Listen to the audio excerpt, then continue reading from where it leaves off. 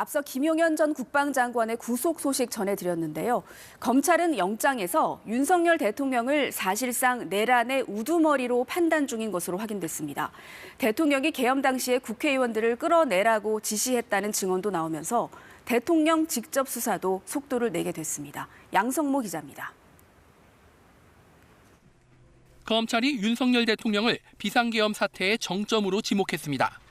검찰 비상계엄 특별수사본부는 김용현 전 국방부 장관에 대한 구속영장 청구서에서 윤 대통령과 김 전 장관이 공모해 내란을 일으켰다고 적시했습니다. 지난 3일 비상계엄 당시 윤 대통령의 지시를 받아 김 전 장관이 계엄군을 국회 등에 투입하도록 명령했다는 겁니다.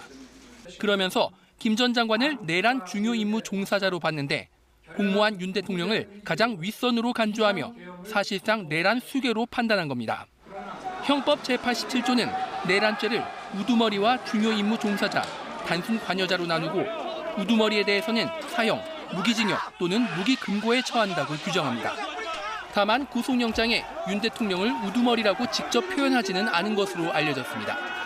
김 전 장관은 검찰에서 계엄 며칠 전부터 윤 대통령과 계엄을 논의했다고 진술한 것으로 전해졌습니다.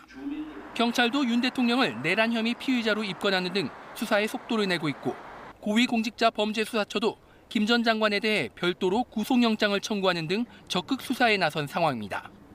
여기에 국회에서 육군 특전사령관이 윤 대통령으로부터 의원들을 끌어내란 지시를 받았다고 밝힌 만큼 윤 대통령에 대한 수사가 더욱 속도를 낼 것으로 보입니다. 검찰과 경찰, 공수처까지 각각 수사를 서두르는 상황.